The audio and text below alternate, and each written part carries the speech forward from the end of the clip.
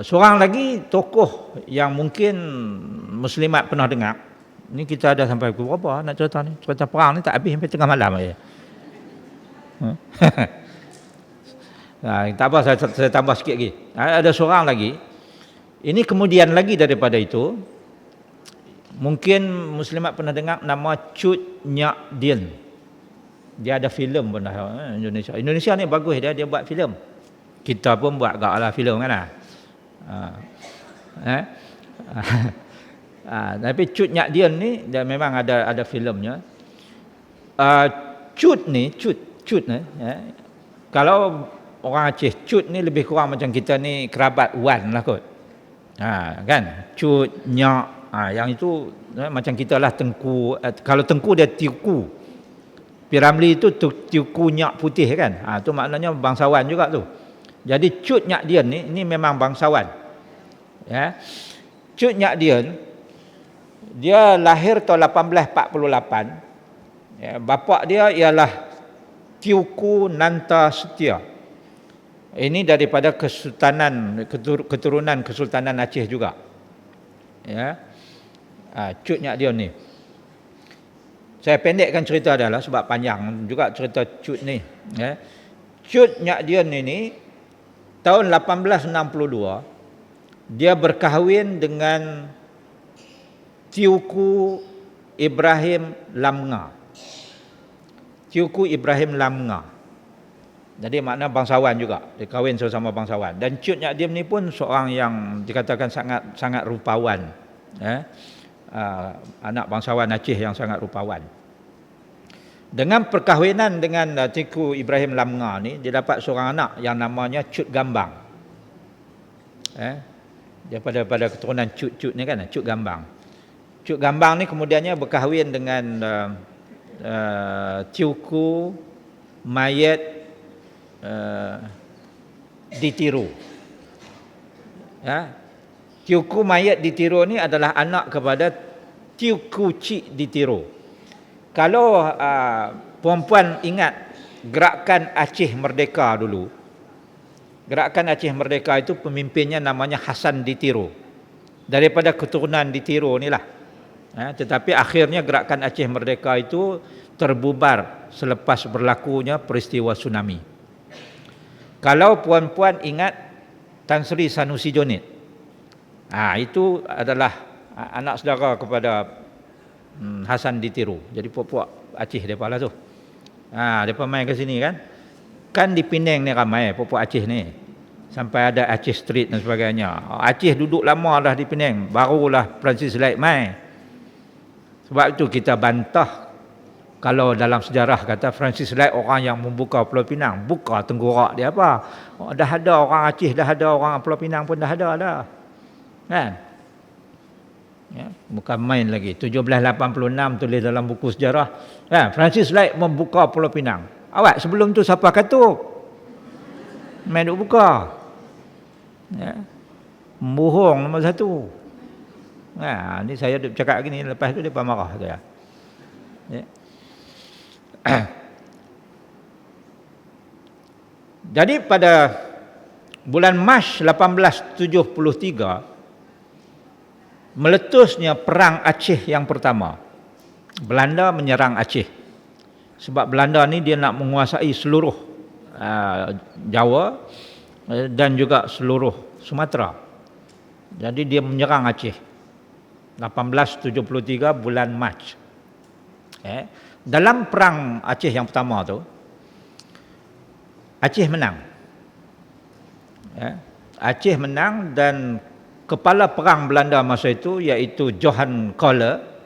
Johan Kohler itu sendiri kena tembak mati di bawah satu pokok besar. Dia duduk sembunyi dalam tu. Orang Aceh tembak dia berdebum kena mati. Jadi berundurlah puak-puak Belanda ni, menanglah Aceh. Kan? Pokok tu dipotong dan kayunya hari ini disimpan sebagai satu artifak kenang-kenangan di Muzium Aceh.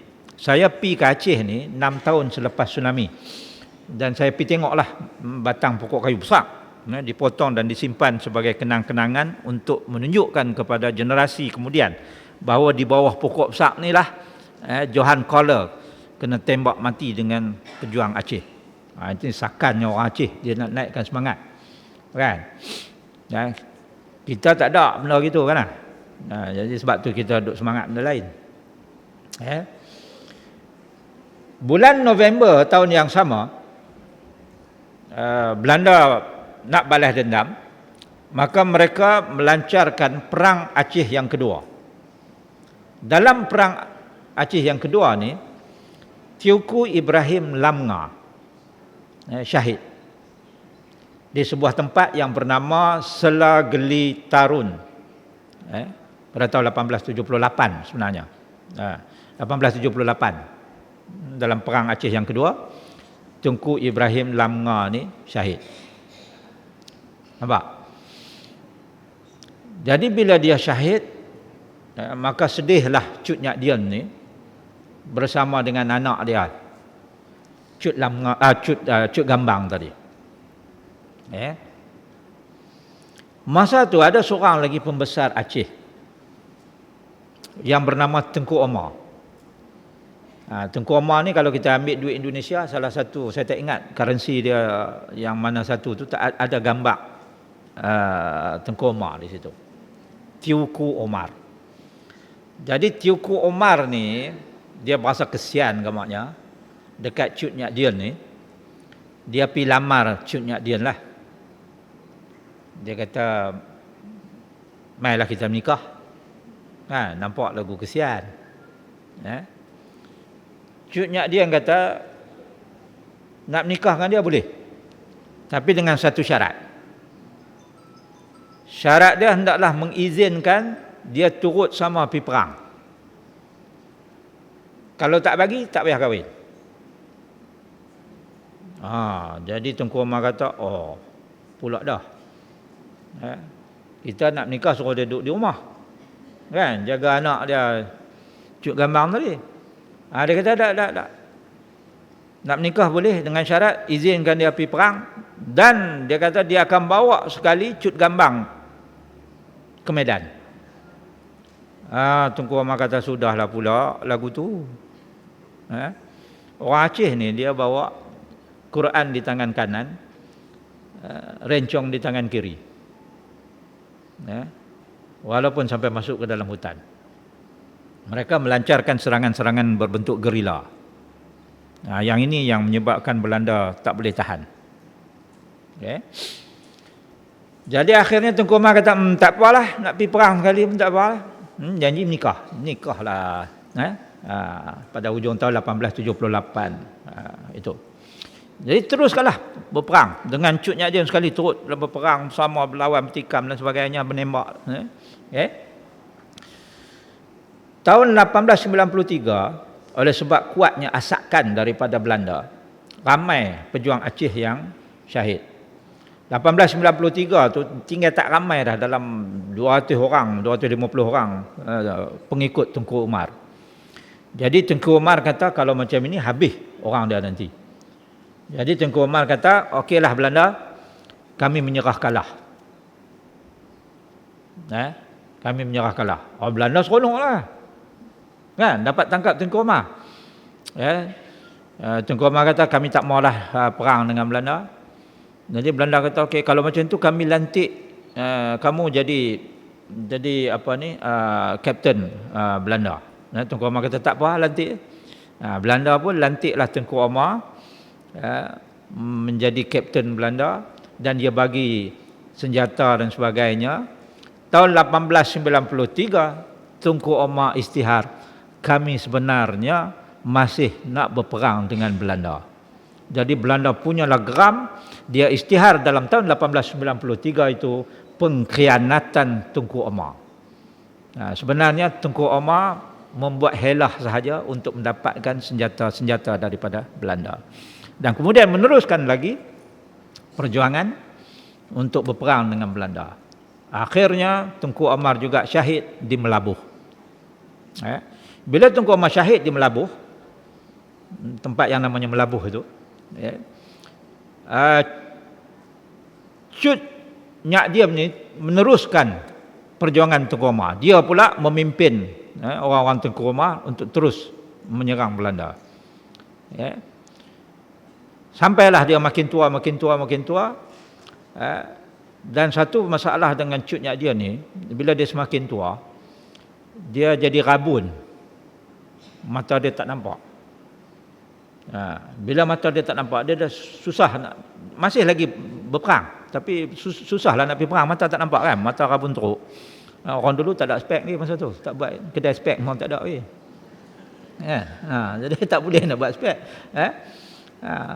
Profesor Muhaya pun tak ada lagi kan, nak berubat mata. Jadi ada seorang pengikut dia nama Pang Laut.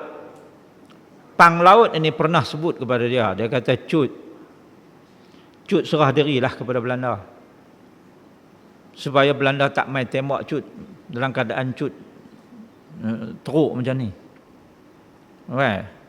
Mata pun tak nampak, jalan pun sakit lutut. Nak buat ke mana kan? Jadi dia kesian sangat tengok Cut ni. Akhirnya Pang Laut ini dia pergi bagi tahu Belanda di mana Cut ini duduk sembunyi. Tahun 1901 Cut Nyak Dien ditangkap. Ditangkap, kemudian dibawa ke Bandar Aceh, dan Belanda pun ubat mata dia dan sebagainya. Kemudian Belanda takut. Cut ni dia tak payah pergi Medan pun, sebut nama dia saja, orang Aceh sudah naik semangat.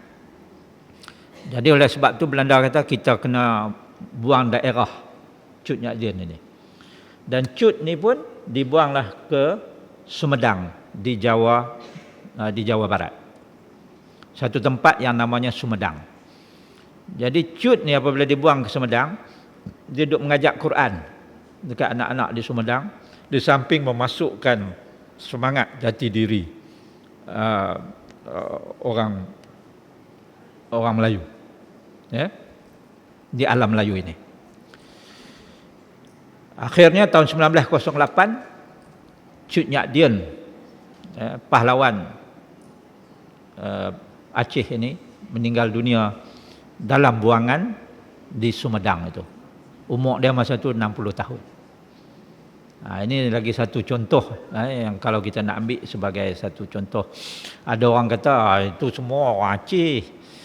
Macam mana dengan orang sebelah sini? Tak ada. Ada. Ini nak cerita satu lagi sebelum saya berhenti. Saya berletihlah cerita perang ni lah. Satu lagi nama yang mungkin pernah dengar, mungkin Muslimat pernah dengar, mungkin belum pernah dengar. Nama dia panjang sikit. Adruja Wijayamala Singa. Pernah dengar tak? Adruja Wijayamala Singa. Adruja tu sebab dia keturunan raja. Wijayamala tu nama perempuan lah, bunga. Singa tu sebab dia cengih. Pak dia siapa? Pak dia ialah Sultan Muhammad, ataupun gelaran dia Raja Sang Tawal. Sultan Muhammad ataupun Raja Sang Tawal ini adalah pemerintah sebuah negara kota Melayu yang bernama Gerahi, Kota Gerahi. Ini peristiwa berlaku tahun 1267 sampai tahun 1335 Masehi, itulah Sang Tawal memerintah Kota Gerahi. Dan mereka ni adalah daripada keturunan Sri Wijaya, dinasti Mauli. Dinasti Mauli, Sri Wijaya dulu. Masa Kota Gerahi itu di bawah perintah Sang Tawal ini, Raja Sang Tawal ini, Siam Pok Hijau ni, Sukhothai. Siam Pok Hijau ni Sukhothai lah, Sukhothai. Sukhothai ni selalu duk serang Kota Gerahi. Raja Sukhothai ni nama dia Rama Kamheng. Hari ni kalau kita pergi ke Bangkok, ada satu jalan itu, jalan Ram Kamheng. Tu nama raja depa lah tu. Ram Kamheng ataupun Rama Kamheng. Kamheng bukan kambing, tak, Kamheng. Rama Kamheng. Ni raja ni cukup zalim. Puak-puak siang perut hijau ni memang zalim. Ya, masa mereka serang Kedah dulu pun perang musuh bisik yang saya duk sebut tu, yang daripada buat TikTok tu kan. Tahun 1831 sampai 1842. Ya. Dia belah perut orang perempuan yang sedang hamil, dia toreh perut. Macam-macam dia buat. Dia pijak dengan gajah. Ini puak-puak Sukhothai ni. Memang puak-puak yang zalim.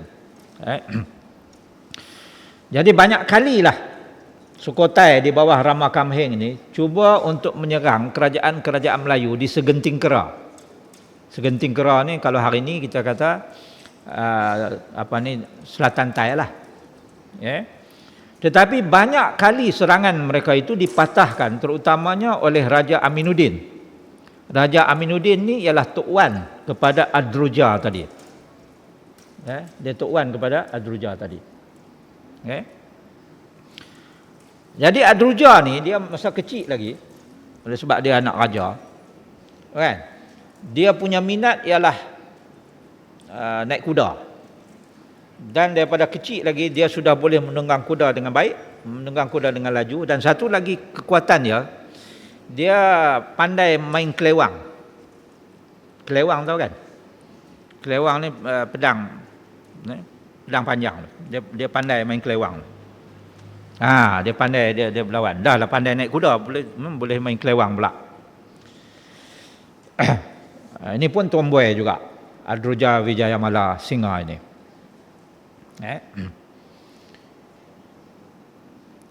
Masa dia makin remaja lah, umur belasan tahun, dia selalu ikut ayahanda dia, Raja Muhammad, Sultan Muhammad ni, Raja Sang Tawal ini, pergi ke medan perang. Dan kadang-kadang dia bawa panji, kota gerahi dalam perang tu. Kadang-kadang dia jadi perawat untuk mengubati tentera ayahanda dia yang cedera dalam perang. Jadi dalam masa perang tu dia tengok betapa tentera Kota Gerahi ini selalu berundur dan semangat rakyat Kota Gerahi ini tak begitu kuat. Semangat tak begitu kuat. Kalau kena gempur dengan Sukhothai ni, sehari dua boleh bertahan lah. Tapi kalau banyak hari lagi dengan tentera bergajah daripada Sukhothai yang begitu garang, begitu zalim dan sebagainya. Jadi rakyat Kota Gerahi ini selalu berundur begitu. Jadi Adroja ni kata, ni kena buat sesuatu. Kalau kita tak buat sesuatu, lama-lama habis kita punya negeri dilanggar oleh Sukhothai ni. Jadi tergeraklah dalam hati Adroja ni untuk menubuhkan satu pasukan khas perempuan saja, untuk sama bantu kaum lelaki di medan perang untuk lawan Sukhothai. Jadi dia pun cadanglah kepada ayahanda dia. Dia pergi jumpa ayahanda dia. Dia kata, anak anda rasa nak buat satu regimen perempuan untuk bantu kaum lelaki. Ayahanda dia kata, hang tak usah duk mengarut lah, kan, duk di rumah sudahlah. Dia kata tak boleh. Dia tengok makin teruk ni. Ayahanda dia kata, duk di rumah sudahlah, duk kalut nak pergi perang buat apa. Dia kata tak boleh, semangat kuat. Ayahanda dia kata kacau kalau macam tu. Lagu ni lah ayahanda dia kata, ham nikah lah. Orang dulu silap sikit suruh nikah, habis tu tak. Ham nikah lah. Saya pun pernah gertak anak perempuan saya. Macam tu juga. Anak perempuan saya nombor 2 perempuan. Anak saya laki perempuan. Jadi perempuan hak nombor 2 ni, dia kerja dengan Astro lah ni. Satu hari dia mai jumpa saya, dia kata, papa, dia nak beli superbike, motor besar. Saya kata sudah. Dia kata kat dia, beli motor besar, papa bagi hang nikah. Langsung sampai hari ni dia tak sebut dah. Jadi sang tawal ni pun saya rasa macam tu juga kot. Kan? Minta nak pergi perang, dia suruh nikah. Bila dia kata macam tu, Ad-Durjah kata macam ni. Kalau ayah anda nak kahwinkan anak anda setuju dengan syarat calon hak nak nikah dengan anak anda tu, dia kena lawan dulu dengan anak anda. 1 lawan 1. Kalau menang, boleh kahwin. Ayah anda dia kata, hang kata lagu tu siapa nak nikah dengan hang? Tak ada siapa. Tahu pun dia kata. Jadi dia duduk pujuk. Lama-lama ayah anda dia kata, ikut hang lah, nak buat regimen perempuan tu, buatlah. Jadi Ad-Durjah pun bila ayah anda dia kata okey, dia pilah pujuk. Dia pujuk anak dara lah, yang sama-sama bayar dengan dia tu. Pujuk, semua tak mau. Kan, semua orang kata, kerja gila buat apa? Baik kami duduk di rumah buat cucuk jagung ke. Lama tak makan cucuk jagung. Cucuk jagung ke, cucuk sampah ke kan. Ada apa dah, pada duduk perang kan. Perang tu kerja orang jantan, orang lelaki. Dia pujuk anak dara semua tak mau. Dia kata gagal lah. Cuba pula dia pergi pujuk janda-janda muda yang kematian suami di medan perang akibat berperang dengan Sukhothai. Semua pun tak mau juga. Jadi kecewalah Ad-Durjah ni, dan dia marah. Dia kata kepada anak-anak dara dan juga janda-janda tadi, dia kata, sekarang apa dah jadi kepada kamu, dia kata. Hidup tercungap-cungap, merempat, harapkan belas kasihan orang. Bagaikan pengemis. Lebih baik kalian aku latih agar dapat berperang. Supaya kamu menjadi lebih berani daripada bapa-bapa dan abang-abang kamu yang takut berdepan dengan gajah Sukhothai. Dia kata inilah masa untuk kamu menuntut bela agar tenteram roh mereka yang sudah pergi. Beta ni tak dapat nak memberikan kamu semua harta. Tetapi ingat, ketika kalian mati, kalian akan mati syahid kerana mempertahankan agama dan negara kalian. Itulah janji bagi orang Islam. Agama yang baru kamu anuti sekarang. Masa tu kan orang Gerahi baru masuk Islam. Dia kata ni, agama yang baru kita masuk ni, agama Islam ni, memang suruh kita berjuang. Jangan berputus asa. Pertahankan agama, pertahankan negara, pertahankan maruah.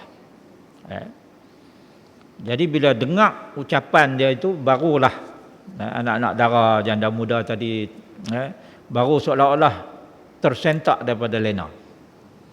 Dan akhirnya mereka pun bersetuju untuk menyertai regimen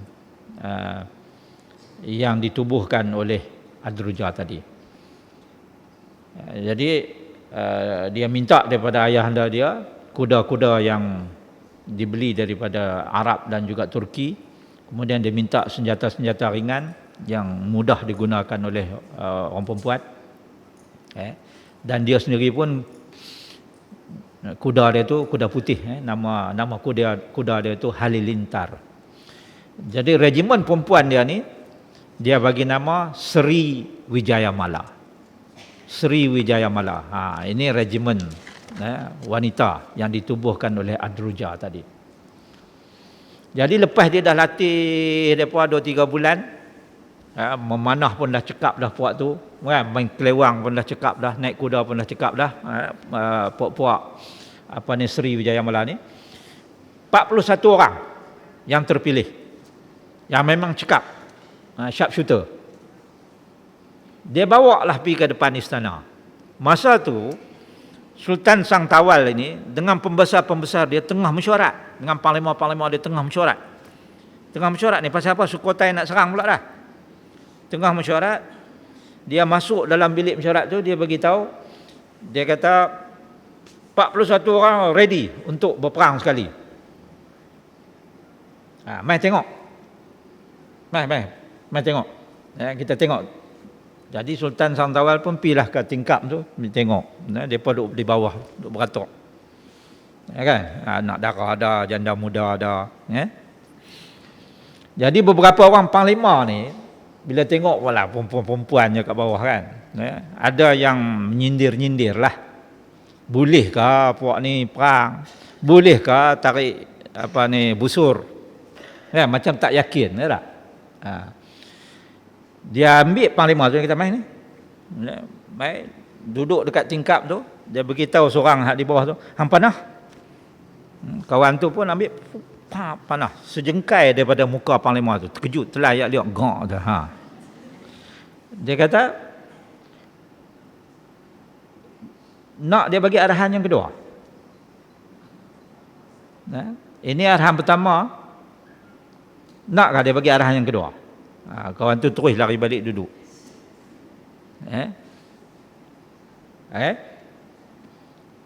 Jadi ayah dia kata, tak apalah, bolehlah puak-puak ni. Bolehlah puak-puak ni. Satu malam ketika Sri Wijayamala punya regimen ni sedang berkawal dalam kawasan kota, dalam kawasan istana, nampak di hujung kampung tu ada orang panah api. Maknanya kampung tu sedang diserang oleh Sukhothai. Jadi Adruja bawa puak-puak dia tu 41 orang tu pi ke kampung tu. Depa tebas habis puak-puak Sukhothai. Seorang pun tak selamat. Berita tu sampai balik kepada Raja Sukhothai tadi ni, Rama Kamheng.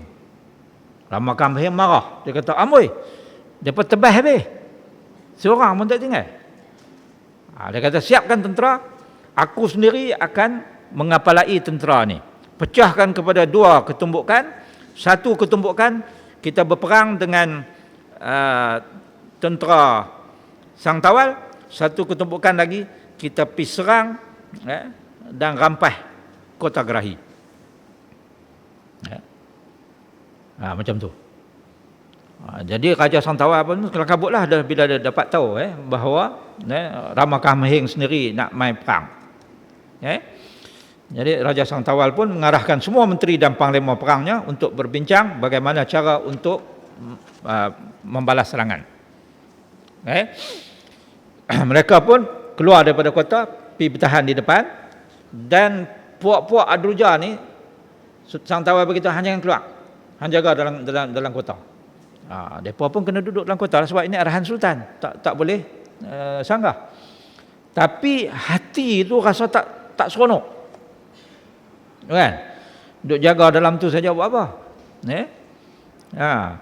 So akhirnya mereka turut sama pergi ke Medan, dan dia tengok bahawa tentera ayah dia tu dah teruk dah kena dengan gajah kan. Gajah dulu gajah perang. Gajah perang ni bukan gajah macam kita duk pergi tengok orang duk naik pelancong tu. Gajah perang ni besar-besar. Dulu di Kedah ada seorang gembala gajah, pelatih gajah yang hebat, nama dia Tok Mia. Dari situlah datangnya kata-kata gajah Tok Mia. Hang ni besar sampai gajah Tok Mia. Memang Tok Mia tu dia pelatih gajah yang hebat. Dan gajah Kedah ni adalah gajah-gajah besar. Dalam sejarah dulu-dulu Arab main dengan kapal, antara barang yang dibeli daripada Kedah adalah gajah. Kedah pengeksport gajah yang terbesar. Gajah, pedang, sebab besi Kedah tu yang disebut sebagai besi Qala'i ataupun pedang Qala'i, itu besi yang berkualiti tinggi. Dan satu lagi yang Arab beli ialah kapur barus, kapur barus, sebab dia guna untuk mayat kan. Jadi ini antara benda yang dibeli daripada Kedah, selain daripada rempah ratus lah. Jadi bila gajah-gajah Sukhothai ni, gajah-gajah besar ni menyerang, Gerahi tak Sangtawal ni tak boleh tahan. Jadi mujuklah masa tu puak-puak Adruja tadi ni, puak-puak Sri Wijayamala ni sampai untuk membantu. Dan dia bagi tahu kepada 5 orang daripada 41 orang tu, 5 orang tu, hampa bawa tombak cangkuk. Bila bawa tombak cangkuk, pi berdepan dengan gajah ni, gajah takut. Kan, cucuk gajah, gajah takut, pakat jadi tak ketawa hala gajah. Bila gajah jadi tak ketawa hala, yang duduk atas gajah pun jadi payah nak berlawan lah. Masa itulah dia angkat kelewang dia tu. Ada nama kelewang dia pun, Adruja ni. Kelewang dia nama Kilatan. Dia angkat dan dicucuk, dirodok perut Rama Kamheng. Dirodok dan ditolak naik atas, daripada perut itu sampai ke tenggorok. Terbuka dia punya jantung dan sebagainya. Kemudian jatuh, bila jatuh tu dia cantai kepala putui. Salah seorang dia punya panglima dia lah, yang sama-sama dalam Sri Wijaya Mala tu, ambil kepala tu dan dia cucuk dengan tombak dan pacak. Badan dia suruh 2 lagi, tarik bawa pergi ke laut, cincang. Siapa yang cuba nak ambil balik, tebas sekali cincang. Lepas cincang.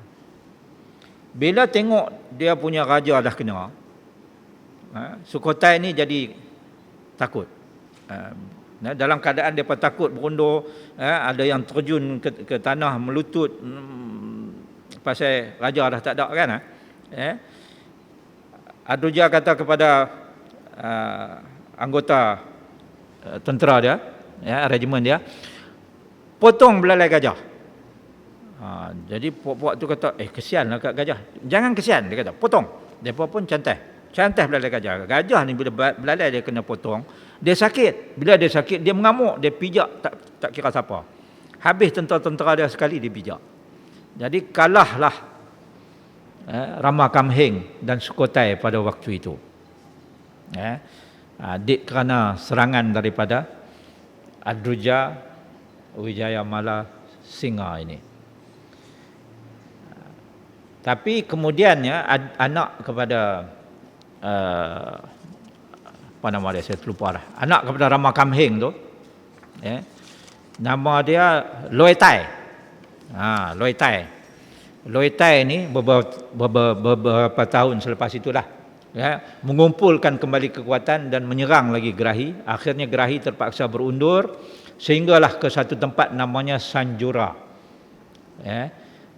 Dan sampai di Sanjura tu, dia minta supaya rakyat dia bina sebuah kota yang namanya Kota Langkasuka untuk dijadikan pusat pemerintahan baru. Kemudian dia kata anak dia ni, Adruja Wijayamala Singa ni, telah banyak membantu. Jadi dia ingin hadiahkan sekeping tanah kepada anak dia itu sebagai hadiah, kerana jasa anak dia Adruja Wijayamala tadi. Maka tanah itu diberi nama Tanah Seri Indah Sekebun Bunga. Seri Indah Sekebun Bunga dibagi kepada anak dia Adruja. Adruja memerintahlah Seri Indah Sekebun Bunga itu menjadi sangat makmur. Dan selepas daripada itu, dia tukarlah nama dia, Adruja Wijayamala Singa, juga dikenali sebagai Cik Siti Wan Kembang.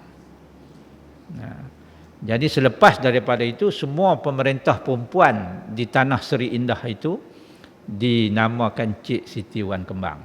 Jadi dalam sejarahnya, Sri Adruja Wijayamala ini adalah Cik Siti Wan Kembang pertama. Sebab lepas pada itu ada lagi lah Cik Siti Wan Kembang yang memerintah negeri Seri Indah, tanah Seri Indah. Seri Indah ni sebut cepat jadi Tanah Serendah. Sekebun bunga yang hari ini kita sebut Kelantan. Itu cerita perjuangan itu. di tempat kita lah di Semenanjung. Ya. Habis lain pada itu tak ada. Ada. Sejarah sentiasa berterusan. Ya. Dalam perang musuh bisik yang saya sebut tadi. Tahun 1821 kan Siam serang bulan November itu. Ya. 1831 ya. Tengku Kudin, Syed Zainal Abidin. Ya. Menyerang balas dan berjaya menduduki kembali kota Kuala Kedah. Ya, dengan pejuang-pejuang Kedah. Pejuang-pejuang Kedah berperang mempertahankan 3,000 ya, berjuang mempertahankan asakan kembali Siam dengan bantuan British. Siam pakat dengan British untuk menyerang balik kota Kuala Kedah itu. Ya, akhirnya mereka berjaya merampas kembali kota Kuala Kedah. Gugur syahid pejuang Kedah masa itu 1,255 orang. Daripada 1,255 orang yang gugur syahid itu, 655 laki-laki, 600 adalah Sri Kandi, pejuang wanita Kedah. Jadi orang kita pun hebat juga. 600 yang mengangkat bedil istinggar, yang mengangkat pedang. Sebab itu sumpah Tunku Mat Saad, dia kata selagi kami boleh mengangkat pedang, boleh memegang tombak, maka tanah Kedah ini akan kami tuntut kembali. Jangan marah lah. Hak tu kata Tunku Mat Saad. Itu 1838. Ya. Jadi pejuang-pejuang kita ni hebat. Kalau muslimat hari ni macam mana pula? Kita tak perang dengan siapa-siapa dah. Nak berjuang apa ni? Ada 3 jenis perjuangan untuk para muslimat teruskan atas semangat Adroja, atas semangat Kumala Hayati, atas semangat Sri Kandi Tun Fatimah. Yang pertama adalah perjuangan untuk keluarga. Perjuangan untuk keluarga. Suami, anak-anak, itu semuanya adalah merupakan medan untuk para muslimat perjuangkan. Semalam saya tulis dalam Facebook saya, bila keluar keputusan SPM. SPM ni kita tahulah. Law ni banyak orang dapat banyak A kan. Zaman saya dulu nak boleh A seketui pun bukan main payah. Kalau dapat A satu boleh buat kenduri satu kampung. Punya susah nak dapat A. Saya sendiri pun saya tulis dalam tu. Saya kata ada yang dapat banyak A, tahniah. Ada yang tak dapat A ataupun kurang A, jangan berputus asa. Sebab SPM ni bukan segala-galanya. Walaupun ia yang mustahak, ya, tetapi maknanya kalau kita tak dapat keputusan yang cemerlang sangat pun, jalan untuk menuntut ilmu itu sentiasa terbuka lebih luas, terutamanya sekarang. Jadi janganlah ada anak-anak yang rasa sedih, stres dan sebagainya. Kan? Jadi adalah merupakan tanggungjawab ibu terutamanya, untuk memerhatikan dan memujuk anak-anak ini serta memberi semangat. Saya kata saya dulu grade 2 SPM. Bukan dapat grade 1 pun, grade 2. Aggregate 26. Terlajak 2 aggregate. Cita-cita nak pergi luar negara tak tercapai pada waktu itu. Sebab aggregate terlajak 2 unit. Jadi saya menanam iltizam pada masa itu, tak apa, tak dapat pergi luar negara. Saya akan pergi universiti dalam negara dulu, dapat ijazah dulu. Lepas ijazah tu saya akan keluar negara. Itu yang saya tanam dalam hati saya. Ya. Dan berbekalkan semangat itulah saya masuk UPM tahun 80. Masuk UPM buat diploma sebab lepas SPM kan, tak boleh buat ijazah. Kalau nak buat ijazah kena ada STPM. Buat diploma. Belajar sungguh-sungguh, dapat keputusan cemerlang, tahun 1 diploma, terus diberi tawaran untuk masuk buat ijazah tahun 1. Tak payah habiskan diploma. Masuk buat ijazah, separuh kelas saya itu bukan Melayu. Mereka masuk dengan STPM. Dan saya kata tak kira siapa pun, jom kita tengok, kita bersaing. Dan saya study sungguh-sungguh, 4 tahun saya dapat keputusan cemerlang ijazah. saya ditawarkan untuk buat master di Amerika. Jadi saya kata nah, yang aku nak sangat tahun 79 SPM dulu, sekarang ni tercapai. Sampai di Amerika, kita cakap orang putih pun tak apa betul. Yalah saya ni kan dari kampung Alok Madi, anak bukit. Mana ada cakap orang putih. Sekolah orang putih tapi aliran Melayu masa tu, express class. Tadika mana ada zaman saya. Jadi di sekolah tu baru mula tahu belajar cakap Melayu. Cakap orang putih. Cakap Melayu pun cakap Melayu standard lah. Sebelum tu cakap kampung. Kita budak kampung. Duk belajar good morning, teacher, thank you teacher tu pun balik duk praktis depan kambing. Jadi tahun 86, musim luruh tahun 86, saya masuk ke Amerika, belajar di Amerika. Dan saya pulun sungguh-sungguh mengalahkan pelajar Amerika yang belajar dalam bahasa ibunda mereka. Saya dapat GPA 4.0. Tahun 88 saya dapat tempat untuk buat PhD, tapi dipanggil balik kerana tahun 88 itu ekonomi kita meleset teruk, kerajaan tak ada duit nak bagi beasiswa kat saya. Dia kata kena balik.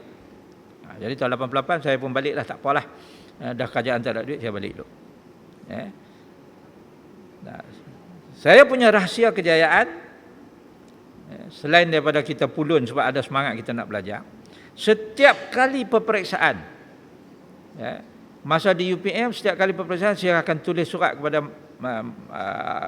ayah saya. Saya bagi tahu minggu depan periksa, minta mak dengan ayah tolong doa. Ini doa mak dengan ayah ni, ini doa paling keramat. Tak gaduh lah duduk pergi cari tok keramat mana, di rumah kita ada keramat. Sampai saya di Amerika sekalipun, bila nak exam saja, masa tu dah ada telefon. Saya telefon balik, saya bagi tahu, mak, ayah tolong doa. Nak periksa pula ni. Ini perjuangan muslimat. Perjuangan bersama. Jadikan peperiksaan ini perjuangan bersama mak, ayah dengan anak. Saya tengok banyak juga rumah anak tu periksa dia sendiri je. Ayah malah asyik tengok wrestling. Kan? Buka kuat-kuat pula budak tu tak boleh baca buku. Jadi mereka tidak merasakan bahawa ini adalah perjuangan bersama. Itu untuk keluarga, untuk suami. Dan muslimat juga harus tahulah apa masakan makanan yang sesuai untuk dimasak untuk anak-anak supaya cerdas fikirannya. Anak mula nak baca buku, jangan masak pulut. Anak periksa esok, tak apa ni mak masak pulut lagi. Eloklah. Baru baca dua lai, lepas tu klik ngantuk. Sebab pulut itu menyebabkan mengantuk. Kan? Jadi kena tahu. Selalu ikut kursus-kursus berkenaan dengan pemakanan ini, nutrition ini, apa yang sesuai untuk pemikiran anak-anak, kan? Saya banyak kali dalam kursus untuk khotib. Tapi ada negeri setuju, ada negeri tak setuju. Maklumlah itu di luar kawalan saya, kan. Saya kata apabila dekat nak SPM ini, pastikan khutbah menyentuh tentang peperiksaan. Dan tegur jemaah mulai malam ini, pastikan bapak-bapak pastikan anak mula menelaah pelajaran lebih kurang sebulan sebelum peperiksaan. Dan bapak-bapak kena ada di rumah, jangan duduk merayau tak tentu arah. Jadi saya tanya khatib, berani tak kata gitu? Ada yang kata boleh, ada yang kata payah gitu. Kenapa ingat? Sebab inilah perjuangan kita. Sekarang ni kita tak perang, tapi kita bertempur melalui pendidikan. Kemudian perjuangan untuk masyarakat. Masalah kita orang Melayu ni adalah masalah perpecahan. Dan orang Melayu mudah sangat untuk berpecah. Semalam di masjid Rantau Panjang, saya sebut tentang bagaimana 800 tahun Islam memerintah Andalusia. Akhirnya mereka ditewaskan oleh tentera Kristian di bawah pimpinan Ferdinand dan Isabella kerana perpecahan sesama orang Islam. Sultan terakhir Andalusia itu di Granada yang bernama Abu Abdillah. Dia berkelahi dengan puak nakan dia dan dia minta bantuan Yahudi dan juga Kristian Ferdinand tadi. Tengok, kita bergaduh sesama kita minta bantuan daripada orang lain. Apa jadi? Orang lain itulah akhirnya menguasai kita. Dan penyudahnya Abu Abdillah dihalau keluar dari Granada, daripada Alhambra itu. Sejarah sentiasa berulang kalau kita tak ambil iktibar daripada sejarah. Kita pun tengok banyak kali dah berlaku dalam masyarakat kita. Kan, kita gaduh sama kita, yang boleh diselesaikan di meja perundingan, yang boleh diselesaikan dengan perundingan di masjid dan sebagainya, tempat yang mulia, tempat orang mencari keamanan. Kita tak buat cara itu, kita pergi lantik orang lain, bangsa lain, agama lain untuk tolong kita. Penyudahnya kita sama kita lingkup habis semua. Orang lain makin dapat manfaat. Daripada tanah 99 tahun, orang lain berjuang untuk 999 tahun. Kita bercakaran sama sendiri. Ini perjuangan-perjuangan kita, dan perjuangan-perjuangan ini adalah perjuangan yang dituntut oleh agama kita. Saya bercakap lama lah kot, dekat pukul 11 dah, daripada pukul 9 tadi 2 jam. Jadi saya mohon untuk berhenti di sini. Ustaz Usop tak ada saya serahkan kembali majlis ini kepada penganjur. Mudah-mudahan apa yang kita bincang ini dapat dimanfaatkan. Terima kasih di atas perhatian, mohon maaf di atas keterlanjuran. Aqulu qauli hadza wa astaghfirullahal azim li wa lakum. Wassalamualaikum warahmatullahi wabarakatuh.